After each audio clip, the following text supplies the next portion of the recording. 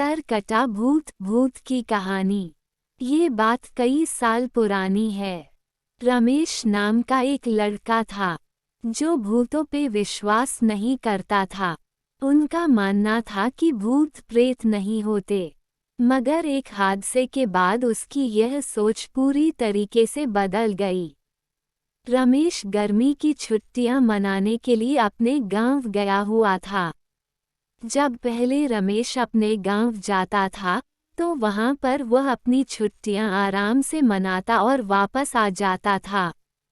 मगर इस बार जब अपने गांव छुट्टियां मनाने के लिए गया तो वहां जाकर पता चला कि इस गांव में सर कटा हुआ एक भूत घूमता रहता है।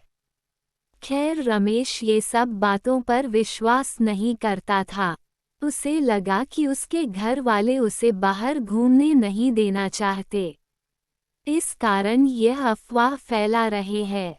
एक दिन दोपहर के समय गर्मी बहुत ज्यादा थी, इसलिए वह गांव की बगीचे की ओर चल गया।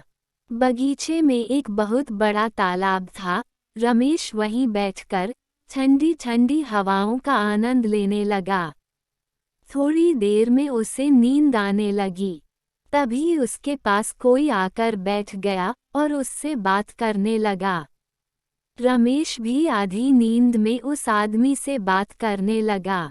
बातों ही बातों में उस आदमी ने रमेश का सारा अतीत उसे बता दिया। अपना अतीत किसी गांव के आदमी से सुन के रमेश की थोड़ी सी नींद खुली और उसने सामने बैठे आदमी की ओर देखा तो रमेश के होश उड़ गए, क्योंकि उस आदमी का सर था ही नहीं। एक ही झटके में उसकी नींद उड़ गई और उसकी आंखें खुल गई। तब तक वह आदमी भी वहां से गायब हो गया था। रमेश सीधा भागकर अपने घर आया और शाम को रमेश की तबीयत भी खराब हो गई। रमेश बहुत बीमार पड़ गया।